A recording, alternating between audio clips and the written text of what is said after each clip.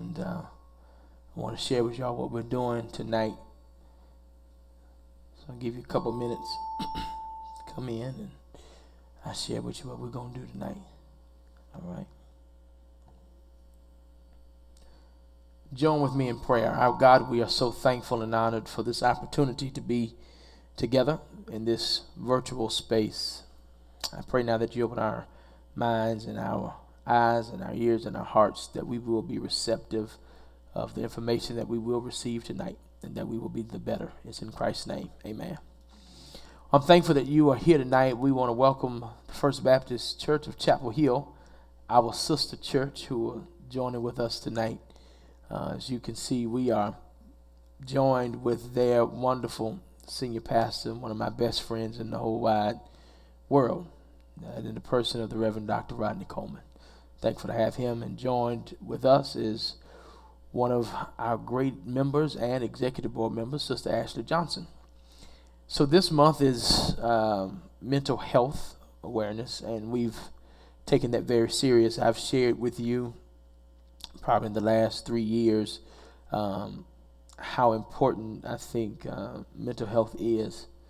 Of course, I've shared with you that while I preached it for a while, I didn't know the need of it until I went through a dark season myself.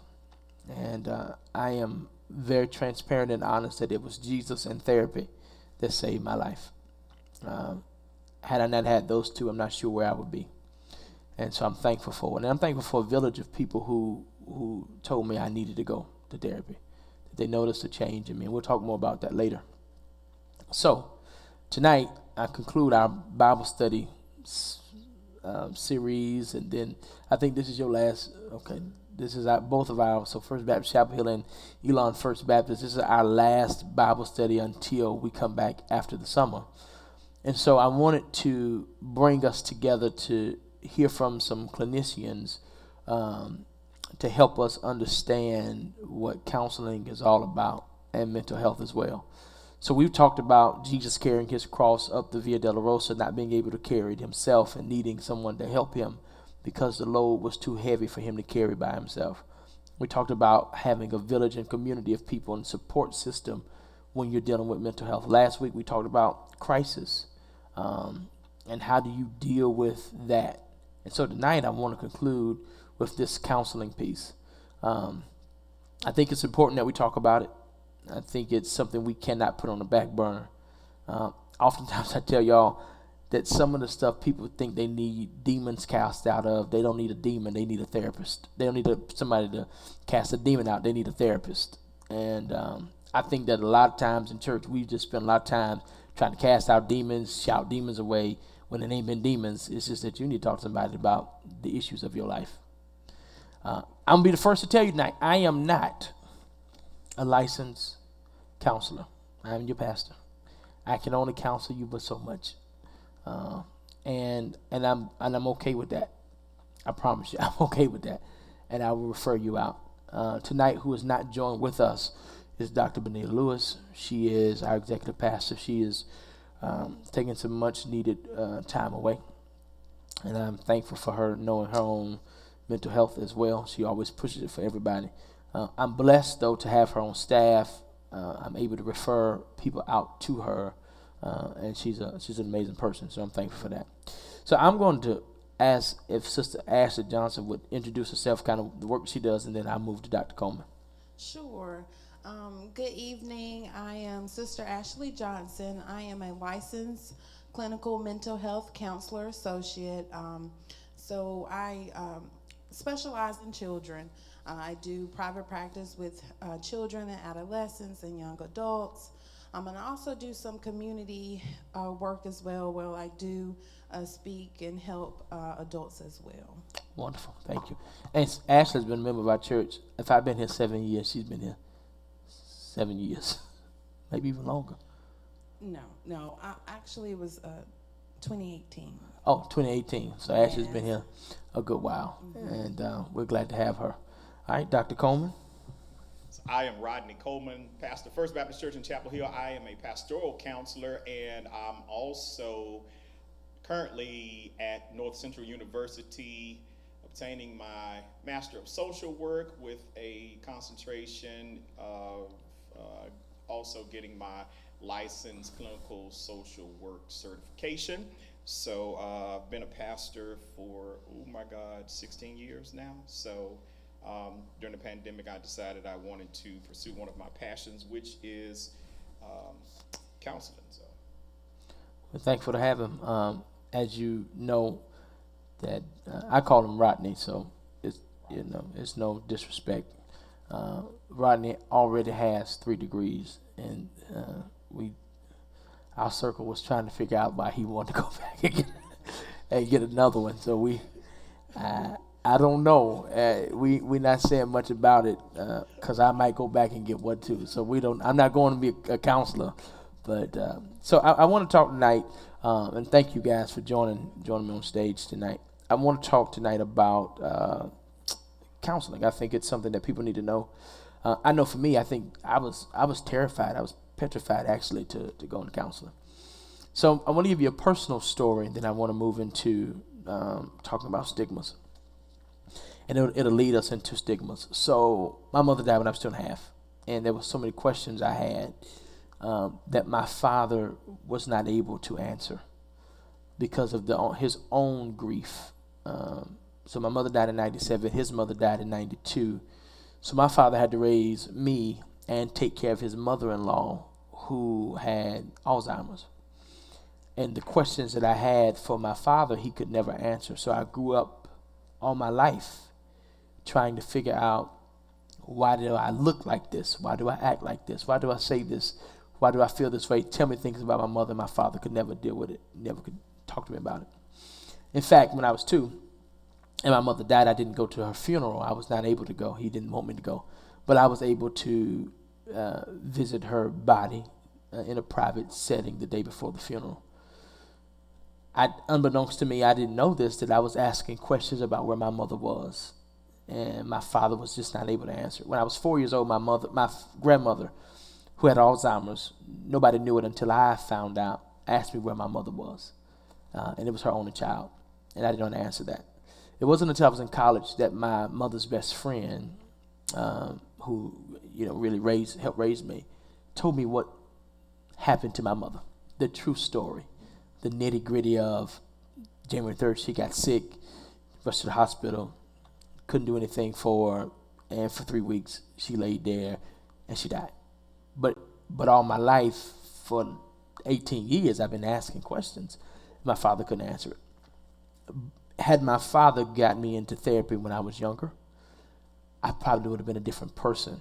I would have had a better understanding. But because of stigmas in our community, he didn't go to counseling, and he didn't let me go to counseling. And so I want to talk about what are some of the stigmas you all see in our African American culture that keeps people away from going to therapy. I'll start. Who you? We'll piggyback. Sure. The first thing that comes to my mind is just in our community, we like to keep everything hush hush, right? Everything in the household, don't go out telling our business. And so when it comes to, therapy, that means you have to go out and you have to be honest about how you're feeling. You have to be honest about what's going on. And so, I have found that therapy is not the go-to because, one, they don't want their business told, or they don't want people looking at them as if they have something really, really wrong with them. Like, therapy is, if you go to therapy, that means something is really, really wrong with you.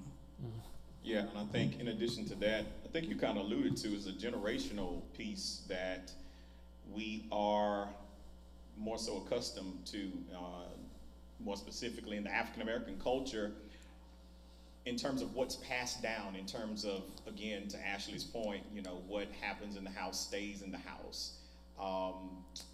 In terms of the stigmas, I think a lot of that has to also do with just generational exposure, just over time, and not being exposed to that, not having an opportunity in many jobs that African Americans have,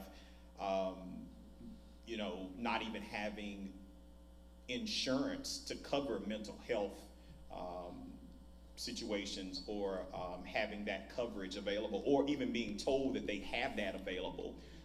And then again, due to the historical segment of the types of jobs that African Americans have worked historically in the past, that wasn't offered. You didn't even get that time to do that. So, I think, to Ashley's point, that there are multi-layers that go into what now manifest as what we know as stigmas. Mm-hmm. But they're really, honestly, in addition to the stigmas, which are the mindsets that accompany how we think, or how we choose to not think, or how we view mental health and mental awareness, I think a lot of it is just praxis, is the practice. And we've been exposed to that over and over and over again, What do you think, as a pastor, so Rodney has this dual opportunity to help, because he sees it in a religious side, and then he sees it from a clinician side. What do you see as, how has religion played a part in this stigma? Oh, because we've demonized mental health. The way in which it has been preached and has been taught has been through a lens of one being possessed or having a demonic force over one's life, and that makes people, or that translates to people feeling as though you are possessed, you are crazy, you are detached or disconnected from God. So that from the pulpit, and historically being preached from the pulpit, not accurately or adequately translated from a true contextual lens as to what the scriptures mean when it talks about one being overtaken by a spirit of things of that nature. That has really plagued African Americans.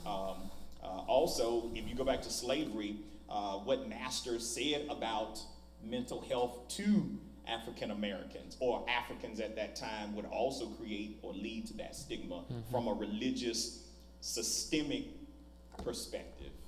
How about you? What I was thinking about, as well as just how in churches, some members think, if I pray, I can pray this away. Yeah. I can, if I go to church enough, if I go to Bible study, if I do what I'm supposed to do, then everything will work out. Everything will be okay. But they're not dealing with the root of the problem, right? Yeah. And so that's why the issues continue to come. That's why they continue to feel the way that they do, because they're unable to get to what the root of the problem is, and to really talk to someone about it. Yeah. That's good. And we talk about, we preach the faith without works is dead, but we spend so much time in practice trying to build people's faith, we never empower them to do the work and to partner with God in that work. And we dump it all on God, and we just say that the work equates to us just praying harder, going to church more, reading scripture more, and not really unpacking. And, we exegete scripture.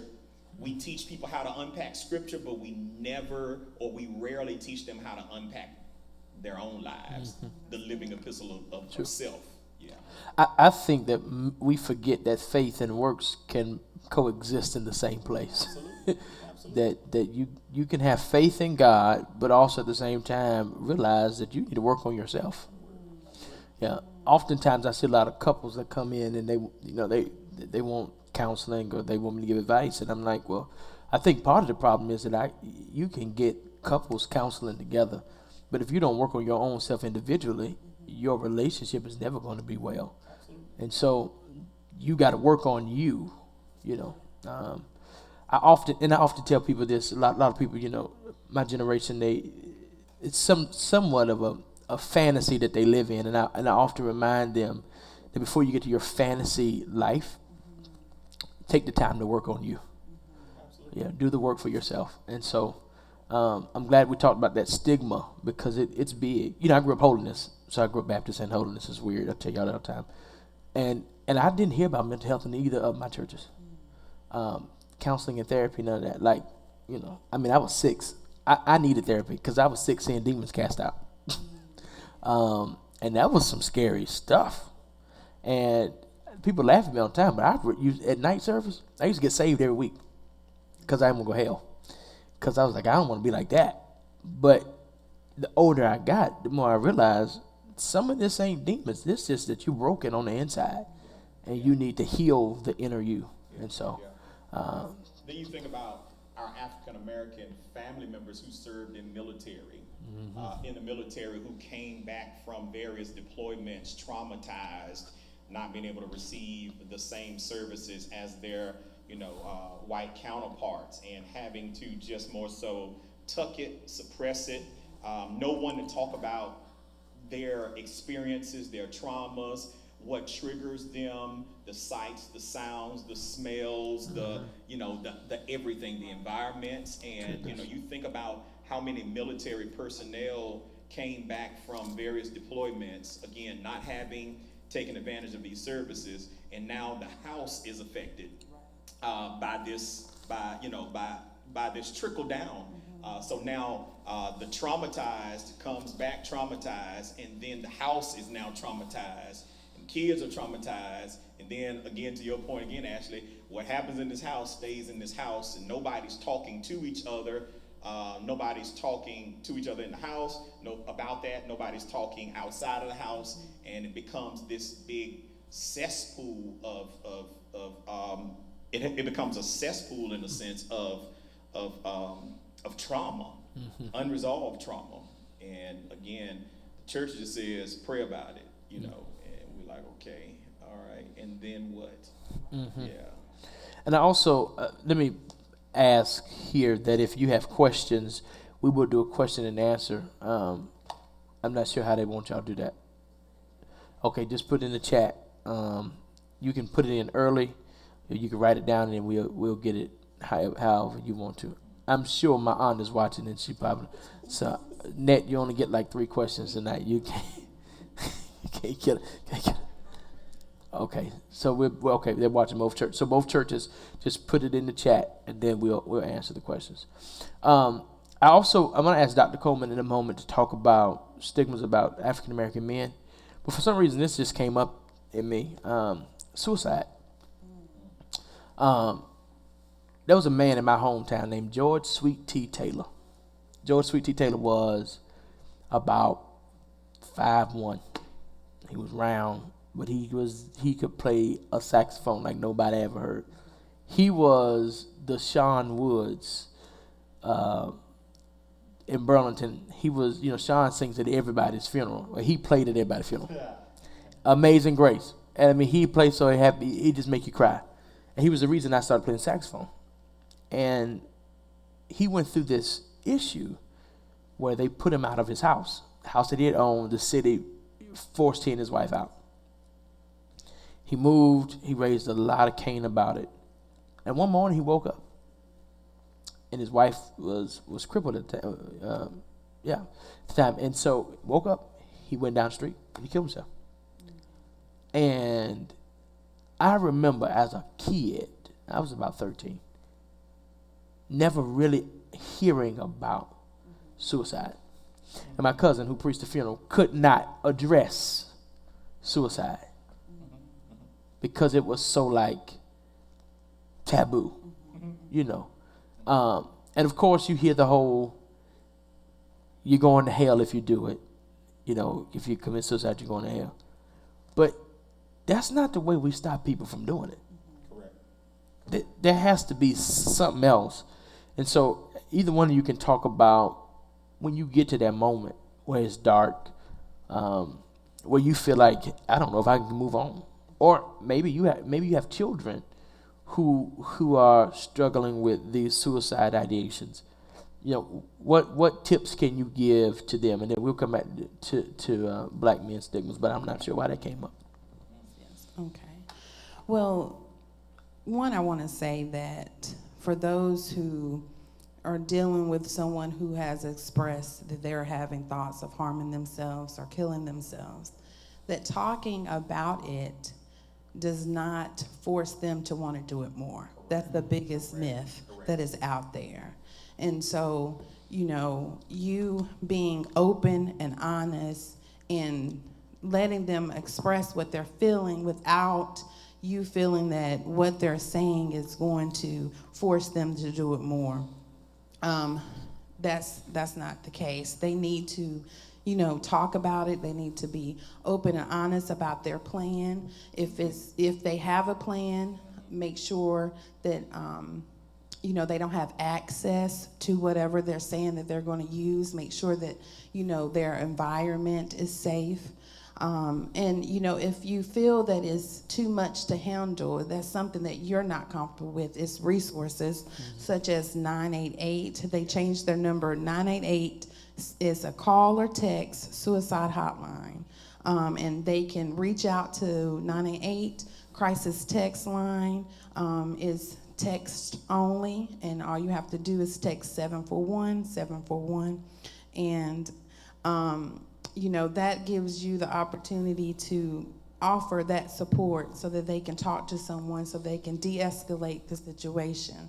But, you know, if you are feeling as if you have nowhere to go but to, you know, kill yourself, you know, be honest with your support system and let them know.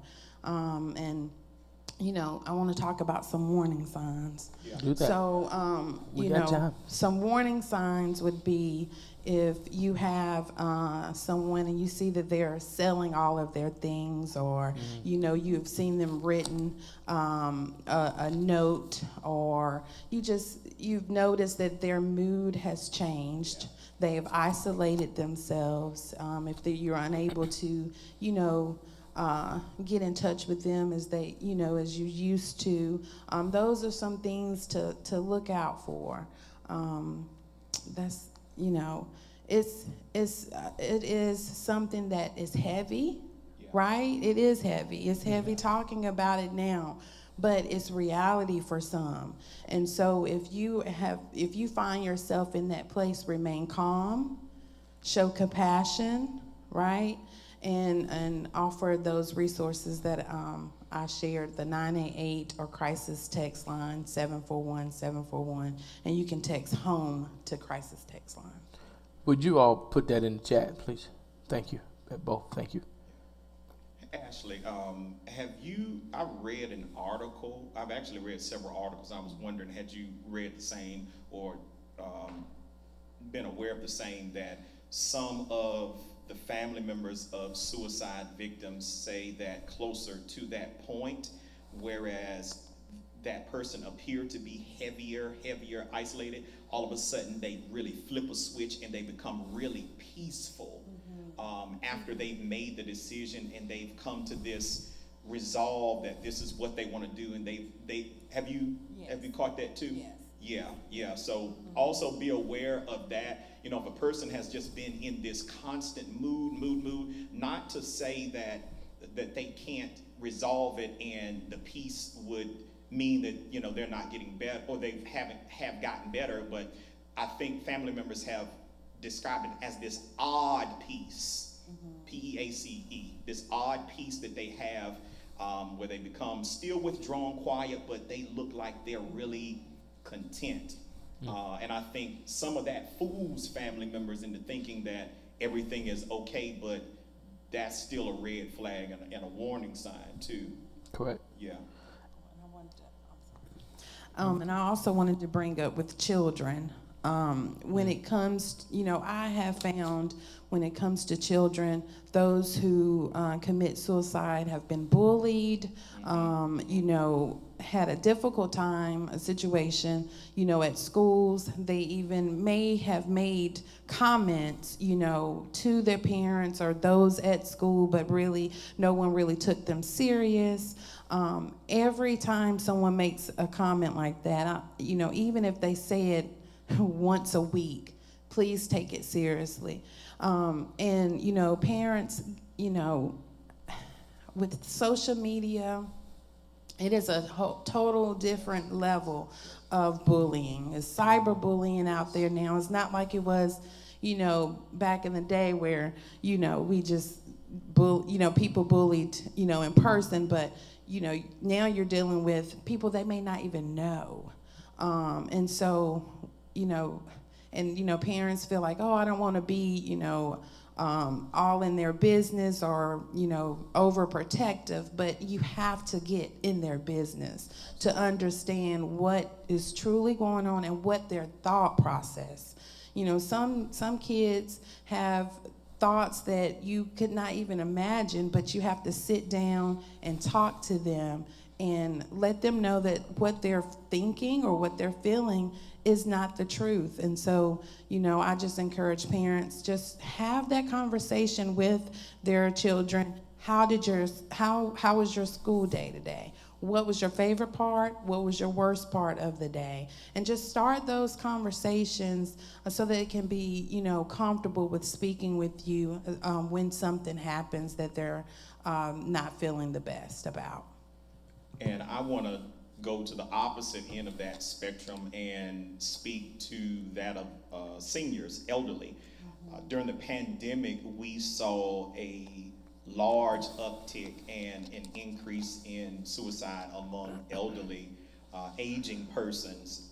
The pandemic, not only in its heaviness, created isolation, but this isolation really hurt the seniors as it relates to social outlets and them feeling more alienated. And again, that ended up translating, unfortunately, to seniors committing suicide. And I forgot the exact statistics, so I won't quote that, but there are a large percent of seniors who have gone to get help and they've sought help because of suicide ideations. And unfortunately, some of those numbers in regards to those who actually carry that out have also increased. So one of the things that I would offer is to also call and check on your aging seniors, your aging members of the community, the aging population, aging church members, aging family members, and really take some time to chat with them and check in. And honestly, I would even go a step further now that we're, I guess, moving sort of more out of the pandemic to more normalized, or what we knew as normalized, and go check on them. Do like old folks say, lay your eyes on somebody, look at somebody, and see what you see. And you'd be surprised what you will find out by doing that. Thank you. Again, if you got questions, just put them in the chat so we can ask them at the appropriate time. So I want to ask Dr. Coleman to talk about stigma in black community when it comes to black men. For example, many black men just won't do it. They will not seek help for some reason they don't want to feel weak or vulnerable or whatnot. But I want Dr. Coleman to talk about that and how do we overcome the stigma or get through the stigma rather. Whew. That's layered and loaded. So, actually, I'm gonna need your help on this. Okay, so in regards to mental health in men, you have to go back to some of the past traumas that African American men have had and associated with healthcare. And when you go back to Tuskegee and things of that nature, and then even back to, again, slavery, you'll find that when you trace it back, you've got generations and generations of trauma that has now led or translated to the mistrust of the healthcare system, particularly as it relates to African American men. African American men, I think, have also, from a behavioral and peer-related social perspective, we've been taught through conversations and interactions with one another that just lead us to believe that this is not something we do. It goes even back to how boys are raised in terms of not crying. Telling you, all right, chalk it up, shut up, dry your tears, boys don't cry.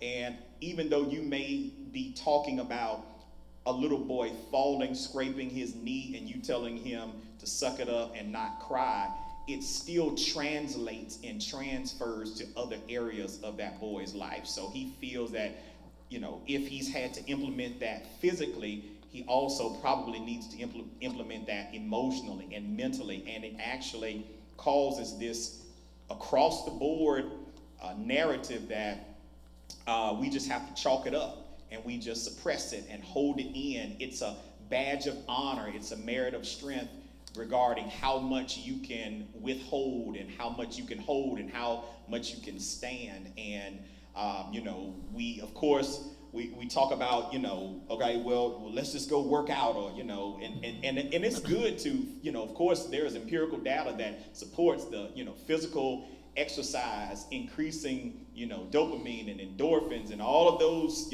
great hormones that help us in terms of our mood changes and our motivations. I get all of that, but there also, again, has to be some mental working out also, where, again, you have to unpack what you're dealing with. And I've given this illustration at my church, particularly to our men, about soda bottles and how shaking that will create this pressure. And if you don't release that, you either get flat on the inside or you just more so explode, or in some cases you implode. So, again, I think that has created this social stigma, again, among African American men, that when we have to seek help, especially for this uncharted territory of my mind and my emotions, then that's going to make me appear weak. From a social standpoint, if I don't have practice in doing that, if I have not historically seen it done, displayed, then it creates this fear through vulnerability that I don't know what to expect.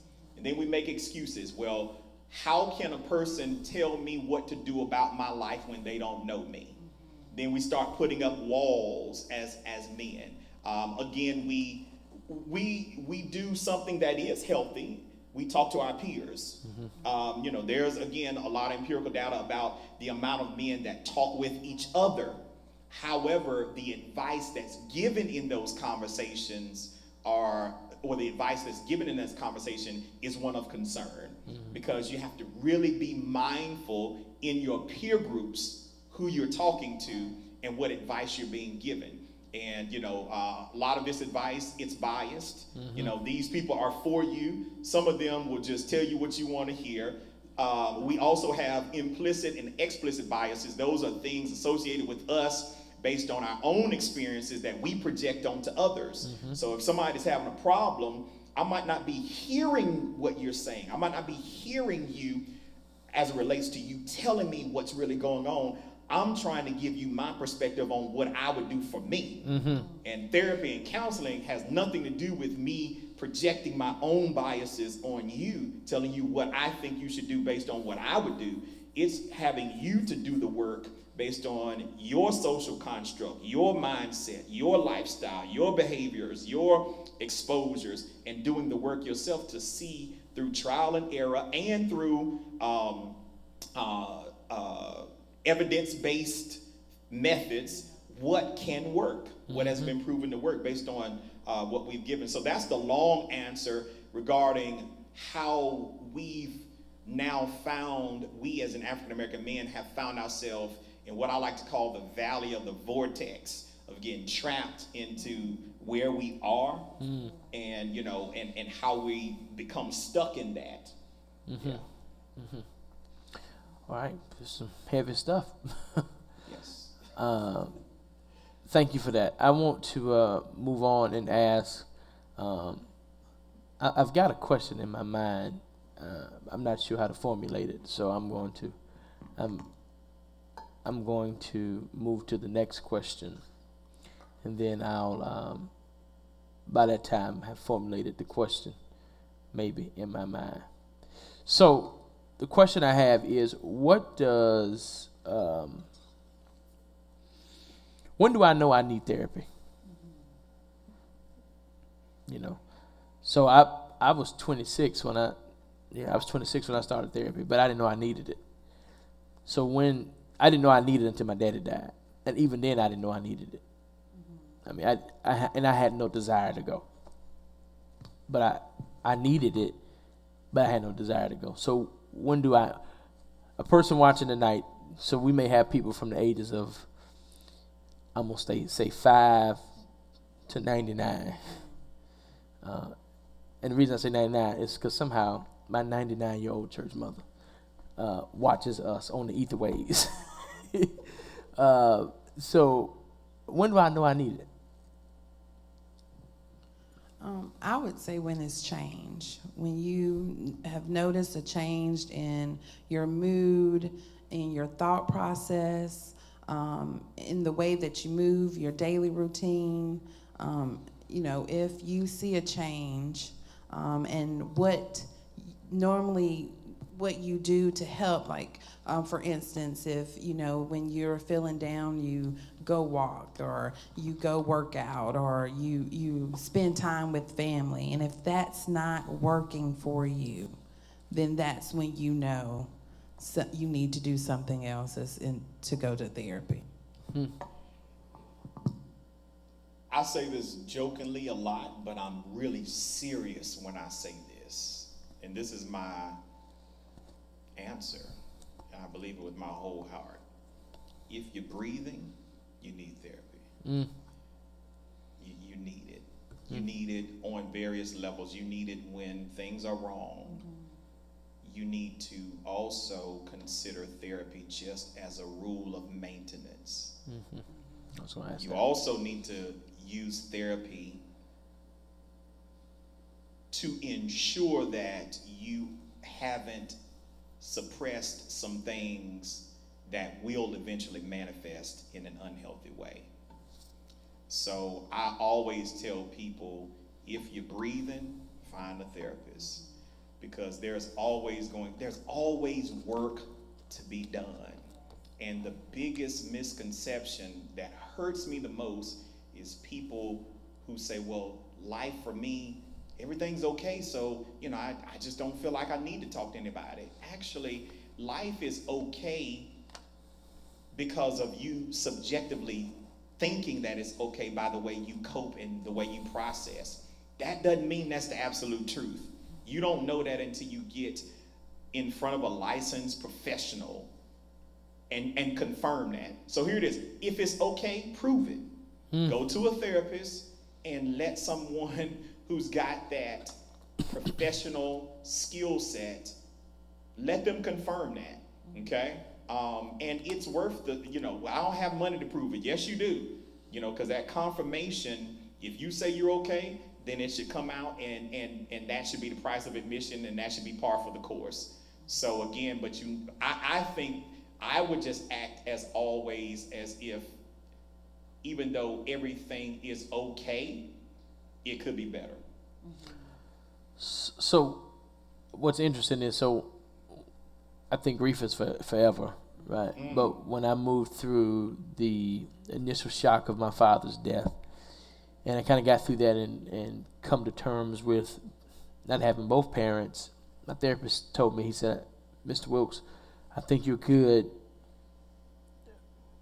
with knowing how to move through life without your parents. But I can't not release you because you still pastor a church. That's right. And he said, what I've heard in these sessions have been a lot about your parents and your father, but I heard a lot about church. So I want to take some time to talk about church. And it was not until I met with my therapist about church did I realize how empty I really was. And so I have him for maintenance. I have a therapist just so I can tell him how I feel Yes. about, I mean, Yes. Yes. I mean, like, Yes. Yes. Yeah. like, they said this to me, and this was like, I'm like, I need to talk to you. You need to take the anger, hear my anger in this, so I don't react to somebody else in the wrong way. Yeah. And I feel so much lighter. Yeah.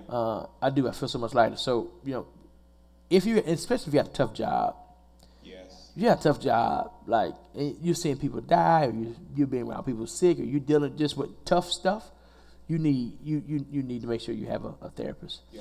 Let me ask you a question. So, what's the first step? So I'm listening to y'all tonight. I've been contemplating therapy, and so now I need to figure out what do I need to do to get a therapist. There are different resources available. We were talking earlier about Psychology Today. You can put your zip code in, and then they'll bring up therapists, and they talk about their background, what they specialize in, and if they're accepting new patients. They also share what insurance they accept, or if they are private pay, if you have to pay out of pocket. That is a resource. Also, Therapy for Black Girls.com is a resource where you could find, black female therapists as well.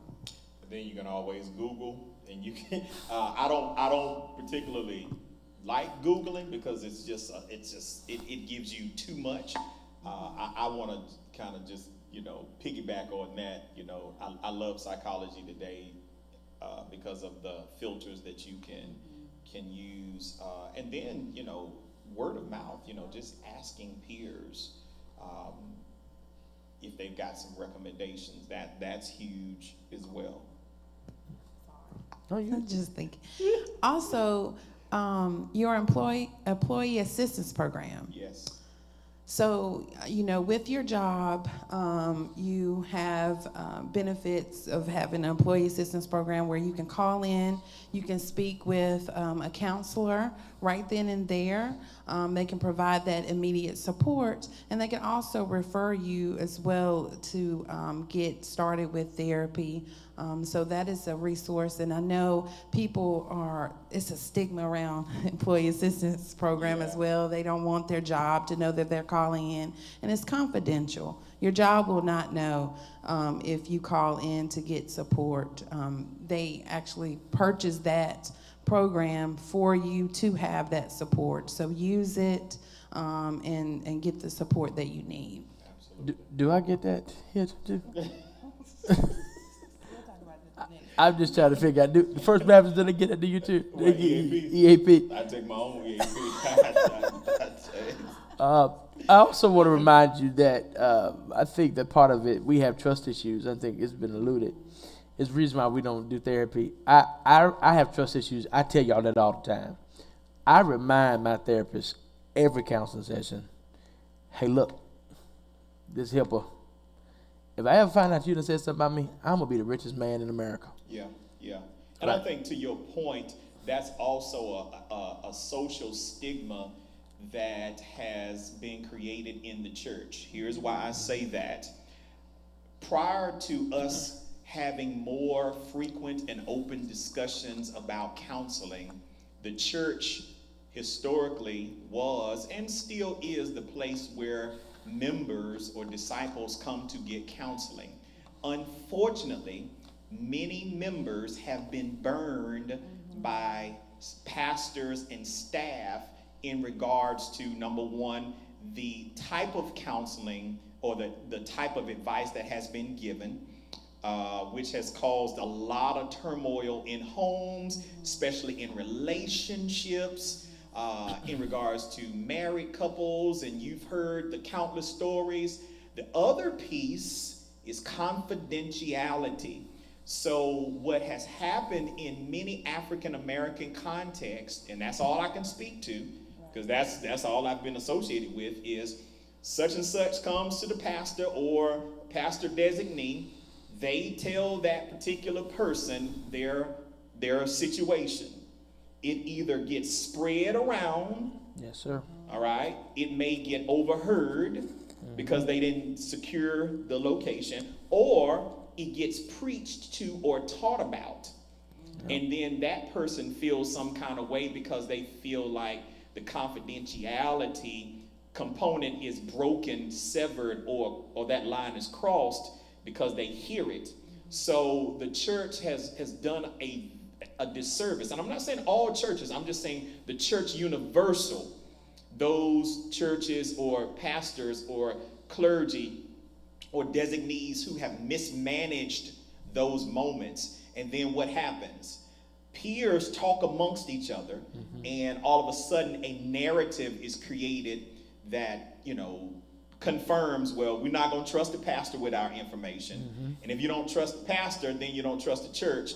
And then we don't trust God. And then we don't even trust therapists. And we don't realize that therapists are all bound by the ethical standards and codes of ethics and HIPAA laws and all of that stuff. Just like your doctor can't share or sell your information, a licensed therapist cannot, break that confidentiality agreement without severe penalties. So again, that's one of the angles that the church has mishandled. That's one of the areas the church has mishandled, and now it translates and transfers to people saying, you know what?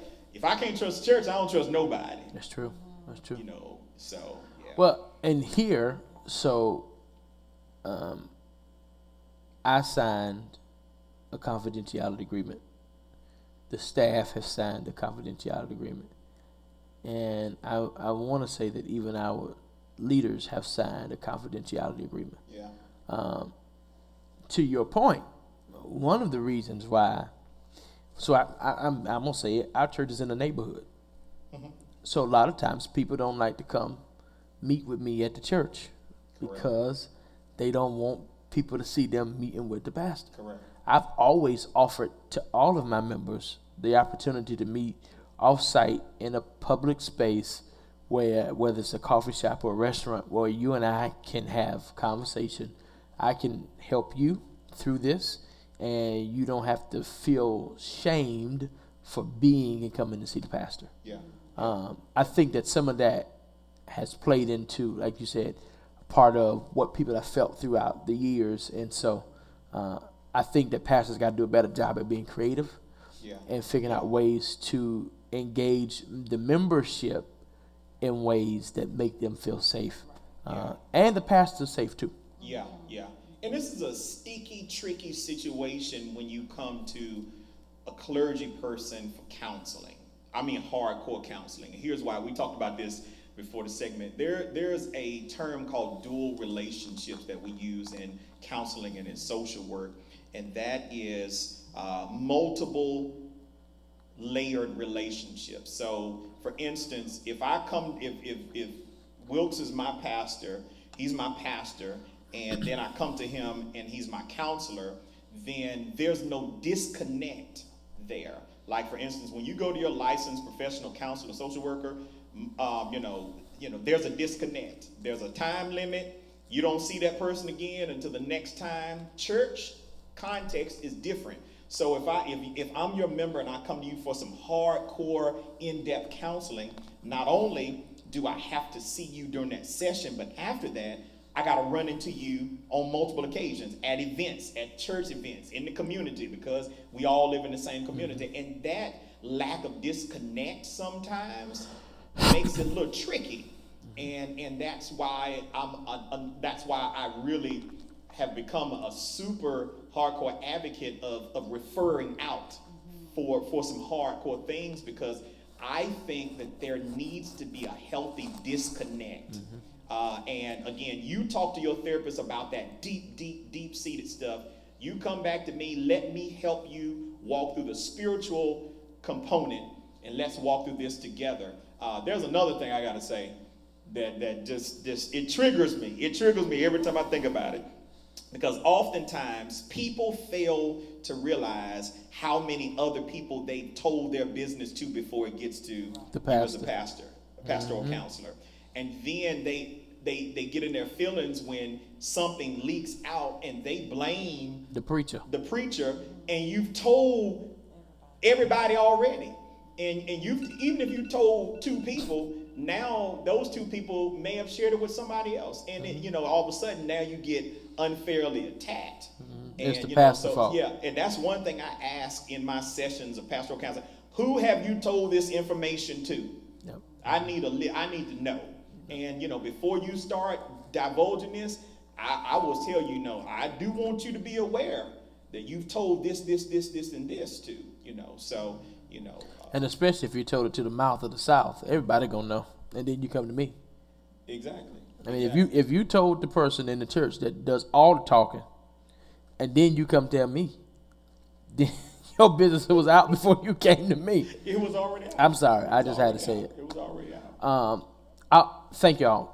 That's not to say that you shouldn't come to your pastor, but just know your pastor can only help you but so much. Absolutely. I am not a licensed counselor. Yeah. I will refer you to somebody as soon Yeah. as possible.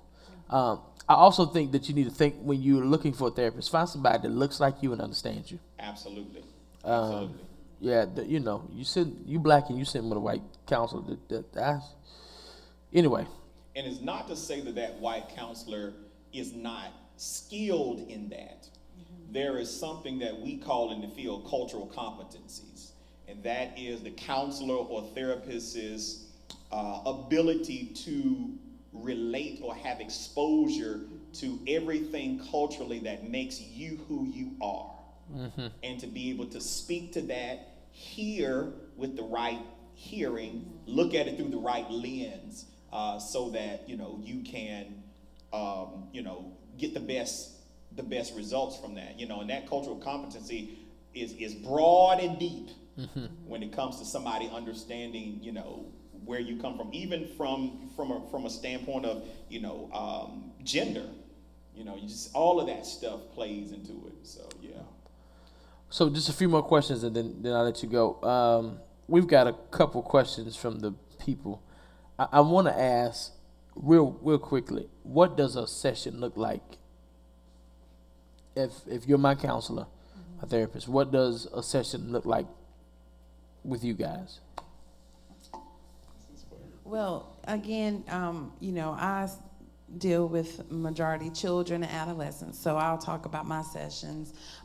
So typically, first of all, it is a safe environment, right? I let my clients know that, this is a non-judgmental, safe space. So typically a session will run 50 minutes or until my client feels that they've said everything they needed to say. So with I meet my clients where they are. Some like talk therapy, some like videos, games, and so whatever topic it may be, I gear it around what they like, and so I may do a YouTube video, or I'll do a Jeopardy game based around the topic that they want to talk about at that particular session. And then we meet once a week, and then it gets to a point where if I feel like they have shown progress, then it's every other week. And so we go till they feel that they are ready to be discharged, and we'll have a discussion if they're ready to stop. So for me, now that I've entered into the more professional side of counseling, my first session is more so an initial consultation where I'm going to give you 15 free minutes to tell me why you've sought counseling. 15 free minutes. We charge in the profession now, so I mean, so that consultation is more so me gathering information, collateral as we call it, and to find out what your focuses are, what you're reaching out for. And then I'm up front in my first session, because that first session can turn off a lot of adults, because a lot of adults want to start and they want to jump in and they want to solve everything in that first session. You've got 15 years of layered experiences and trauma and all this stuff. You want to handle it like in one swoop. And, the first few sessions, and I'm up front, it's about building rapport. It's about getting to know each other. It's about how we are going to communicate. It's about connecting, making a contract with each other. What do you need from me as a counselor? And me sharing what I need from you. So that first, typically it takes me about 2 sessions to kind of break the ice. So after that, of course, it's about 45 minutes to an hour session. We have goals in mind. We do planning, and we just kind of go through there. And I'm sitting there actively listening to what that person is saying. I am not a life coach. I'm not going to give you my advice about what you should do. My job is to help facilitate what you have going on and present some practices and methods to you so that you can figure out what works best for you. You've got to take ownership and partnership in this as an adult. So I'm speaking to the adults. So, my job is to work with you to see what the situations are, to create plans of action, and to, give you some accountability in that, and to also connect you to other resources. So, in some sessions we talk about creating peer groups, or, reaching out to other resources or having other resources. So it gets, quite in depth in terms of sessions and what those sessions look like. And I also see with my sessions, we'll have like one family session every couple of sessions, because it's about the unit, right? I have to make sure that the parents are understanding what they're working on, so that after they're finished with me, they can continue to work on the things that we talked about. Yeah. Wonderful. Yeah. Thank you for that. Thank you. So I've got a couple questions from the congregation. Like, we got people sitting in here, right? I got a couple questions from the online viewers. Also, I want to remind you that both of them have said it can't be fixed in one session. It takes time. And so, and it's rough work. It's tough work sometimes. It takes time. It's rewarding work. Yeah. To be better you. Yeah. And it's okay if your first therapist that you find is not a good fit for you. It's okay. It's a trial and error until you find someone that you vibe with, that you feel comfortable with. Yeah. And so, it is going to it may take some time, to find that therapist that you feel that fits to what you're looking for. So don't give up if you schedule and you're like, I'm not feeling that person. That is okay. This is your journey. This is your healing journey. So you continue to find a therapist until they, meet your needs and what you're looking for. Yeah. Thank you. So I want to make this comment. Therapy is an investment into your future and into your now to make you and to help you become a better person. If you think I'm lying, invest 1 session, 2 sessions, 3 sessions in yourself, and you'll see how things come out that you've not shared with people, and how you start to feel a lot lighter and a lot better. I know oftentimes Coleman said this, the first 15 minutes are free and then it costs. But there are some therapists, if your insurance won't cover it, there are some therapists and there are some resources that can be available to help you if you cannot afford it. Absolutely. Okay. And so please, ma'am, please, sir, do that. So here are a couple questions that I have from the virtual audience. What do you think contributes to the crime rate among the young people today? Do you think that that's dealing with mental healthness? I mean, I can say yes. I don't know.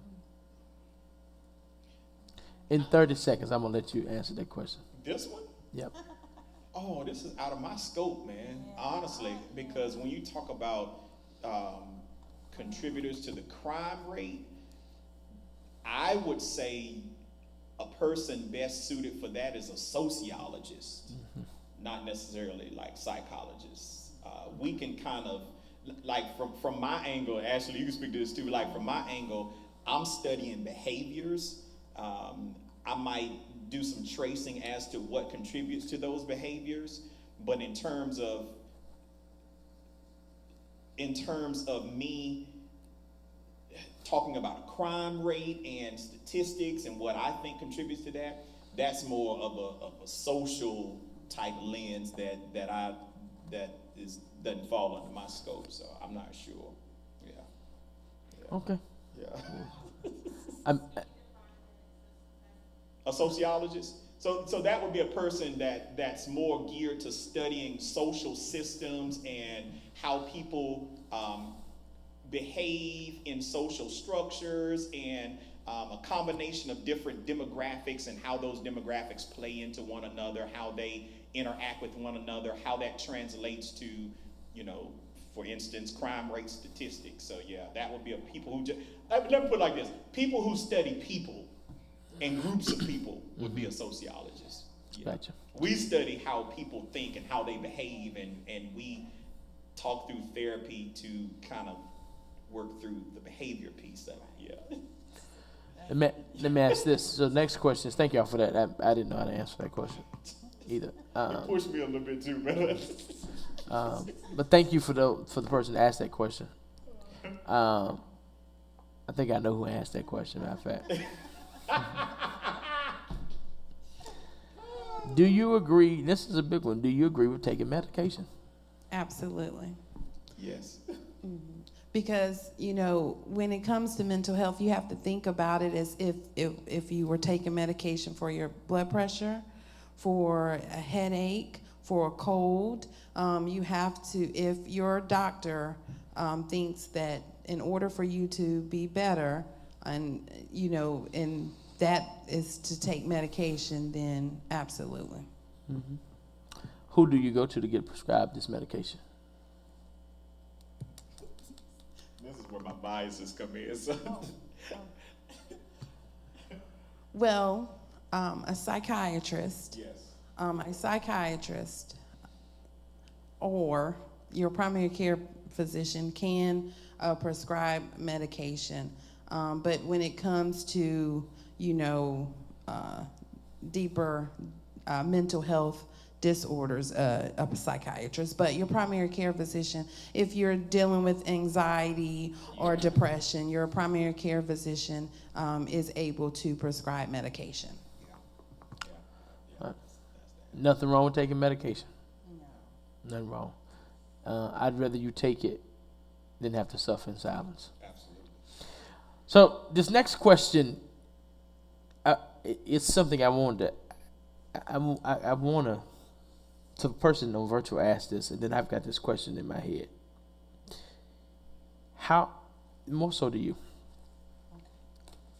and y'all don't log off when I ask this question. Children who are discerning their sexuality, or young people, youth, young adults, who are discerning their sexuality, but live in a dogmatic world, like, you're going to hell for this, you're going to hell for that, you're going to hell for this. We don't do that. Men don't do that. Girls don't do that. Men don't dress like that. What do you tell parents to ensure that they don't send their children into a bad mental space for discovering or defining their sexuality? And this is taboo in church because I know some folk are going to get angry when I ask that, but sitting on this side, I do have children, and I've seen children. I've had to talk to children, and not even just children, college students and older adults who just are discovering something different, and they're trying to figure out, who can I tell? But I can't tell my family, because if I tell my family, I might feel they might beat me over the head with the Bible. I know there's a lot. I'm just asking. I don't know. Yeah. So your question is? Not so much to the person, The parents. to the community. Okay. All right. Well, it's all about making sure that person feels heard, right? And offering that support to them. And, sometimes, as parents, you just have to put aside your own thoughts and beliefs to reach your child. And, I would encourage, if that's something that's uncomfortable, having family session, bringing that with a therapist who's able to mediate, through that hard conversation, because that is layered, and that's something that, will take time.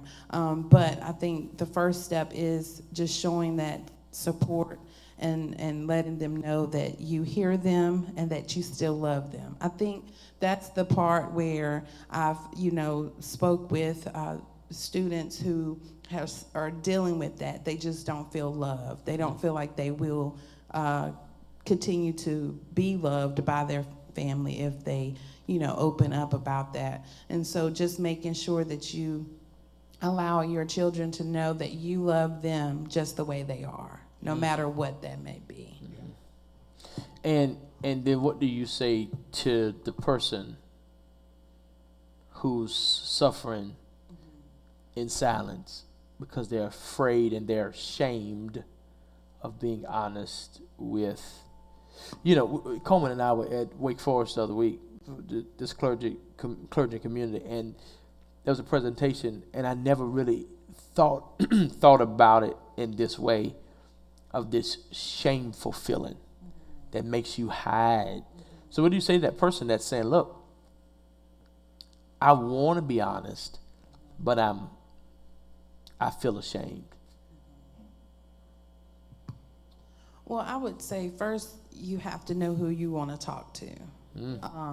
And because, we know our family members more than, anybody else. And so you have to approach your family member to where they will understand you. You can't go and tell, everybody the same way. You can't go and talk to people the same. And so first you just have to know who you're speaking with.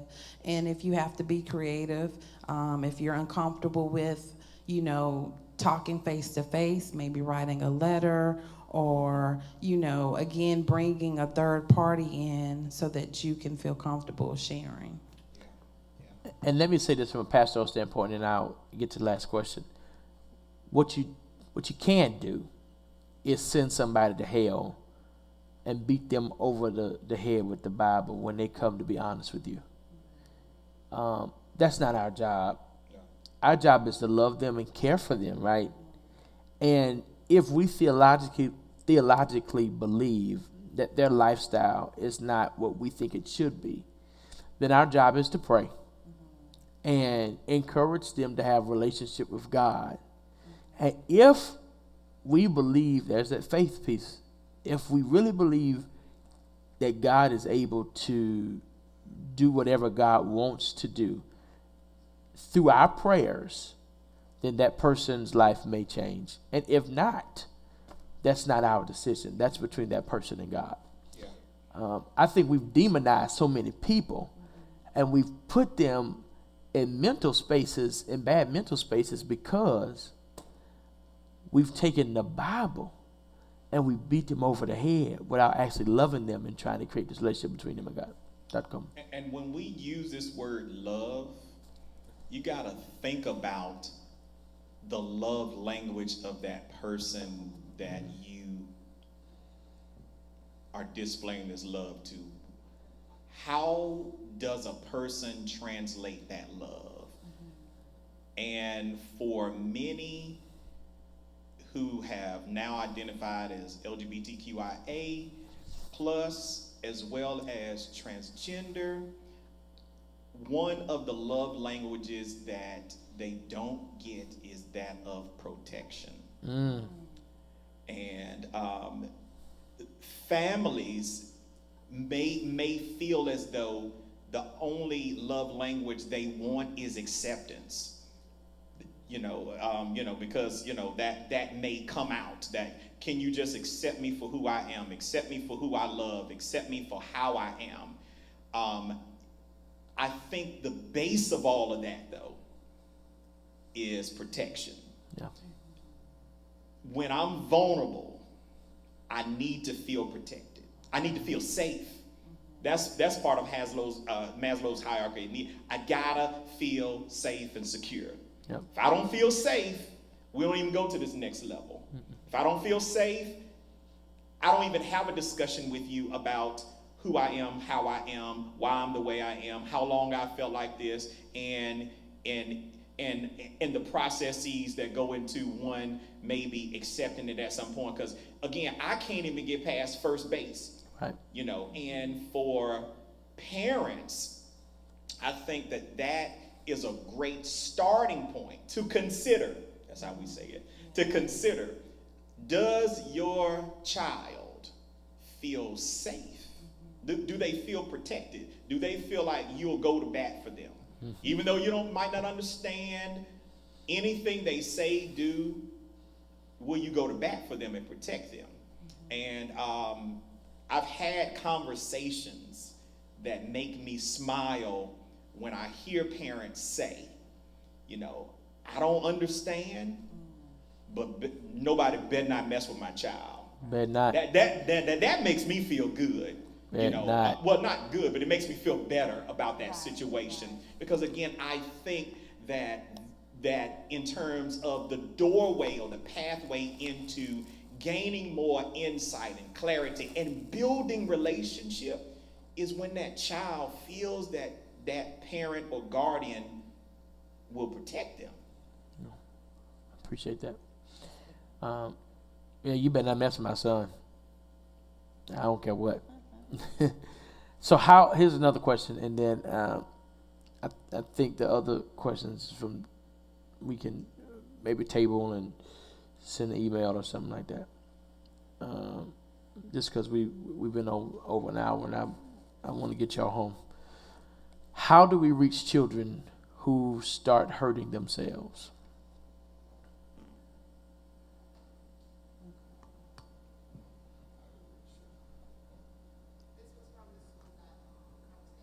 This is from the suicide conversation. Okay. All right. And so, if they have started self-harm already, it's just letting them know of what other healthy coping strategies that they can do, because, self-harm such as cutting is a coping mechanism for some people. And they don't cut to, with the intent to kill themselves. They just they're coping with whatever emotion that they're feeling. And so, if that has already started, just sharing healthy coping strategies with them, such as, doing something that they enjoy to distract them from wanting to cut themselves. So there's different, coping strategies that, they can do. But if they've already started and if they do not have a therapist, I would recommend for them seeking out counseling. Yeah. How do you find a therapist? Hold on. What was that? Oh, with the self-harm? Yeah, that was self-harm. Yeah.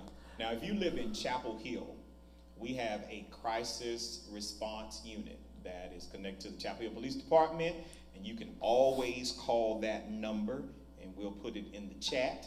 And this is my plug for my peeps. And they know how I feel about them, but they are a dynamic group of crisis response counselors, and that number is 919-968-2806. Again, 919-968-2806, in addition to calling 988 if you need to. If you live in the town of Chapel Hill and you have some concerns, or if it's a suicide ideation, or to your question, Pastor Wilkes, if you have discovered that there's a child that's implementing self-harm, you can call that number, talk with a crisis counselor. Again, it's confidential, 24/7 line. You will speak with someone.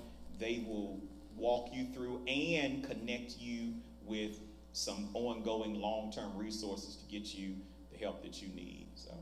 Dr. Coleman just completed his internship at the police department. Yes. And we have honorarily called him Officer Coleman. We've called him Officer Coleman. He texted us the first day that he got a badge. And I said, Lord, they gave the wrong man a badge. It's an entry badge. It didn't matter. They gave him a badge. It's an access badge. Can y'all thank God for our panelists tonight? Thank God for them who they've come. And I hope that this has helped you as it has helped me. And this is not the only time we'll have these conversations. Love first. Be present with people. Despite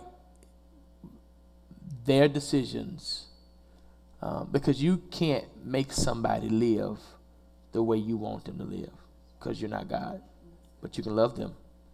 Be there for them. Oftentimes I reflect on my father's comment to me. It doesn't matter what you do, and it doesn't matter what decisions you make. I'll always be your father, and I always love you, and you'll always have a seat at my table. And that is something that I reflect on, not only with my child, but with my family, with my friends. So love them. You don't have to agree with their lifestyle, but love them and be present for them. Sunday morning is Communion Sunday. Is it like dress down summertime yet? Is it like, are we dressing down Sunday? Okay. We are. I mean, what about the sister church? I don't know. Y'all I go mean, ahead and do it. It's getting hot outside, right? it's getting hot outside. Listen, I got to preach Sunday at 3 o'clock at St. John Semi Church. So I need everybody that can. That's St. John Semi in Gibsonville. And that's for their homecoming.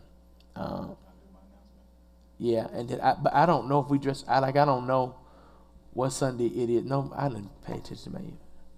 Are we in robe Sunday? I think we might be in robe Sunday. Anyway, I don't know. Come as you are Sunday. Weary, worn, and sad, but you'll find in Him a resting place. Dr. Coleman has some announcements for the First Baptist So Church. FBC, you all know that Sunday, of course, is our Communion Sunday. You dress down, and you know that we also have my pastor's anniversary. My pastor, Pastor Haywood Smith's pastoral anniversary right after service. So as soon as we get out at 11-ish a.m., we'll board the bus, go to Leesburg, North Carolina, and we'll celebrate my pastor's anniversary. So, and we can still dress down for that. Amen. I can't make the decision. Just come as you are. I can't promise y'all. I don't know. Y'all can do it. Pastor Coleman said y'all come, and y'all can blame me. Listen, I love y'all. I really do. I pray that this has blessed you. I'm going to pray with you tonight and then see y'all Sunday. Church anniversary is coming up. That's the fourth Sunday. So we got a cookout after church on the fourth Sunday. We're going to have fried fish too. Yeah. So Can we just have our service? y'all and can let come. you- Y'all come right on. Y'all send your offering. And then second Sunday is our youth service, all right? Let me pray for you. Father, I thank you in Jesus' name for this day. And for these panelists, I pray you continue to bless them as they have poured into us, pour back into them. Bless both churches, Elon First and the First Baptist Church of Chapel Hill. As we go to bed tonight, give us rest, rejuvenate us, renew us, and restore us, that we may be better. And we give you praise and glory. In Christ's name we pray. Amen. All right. Love y'all. Share this with somebody, please.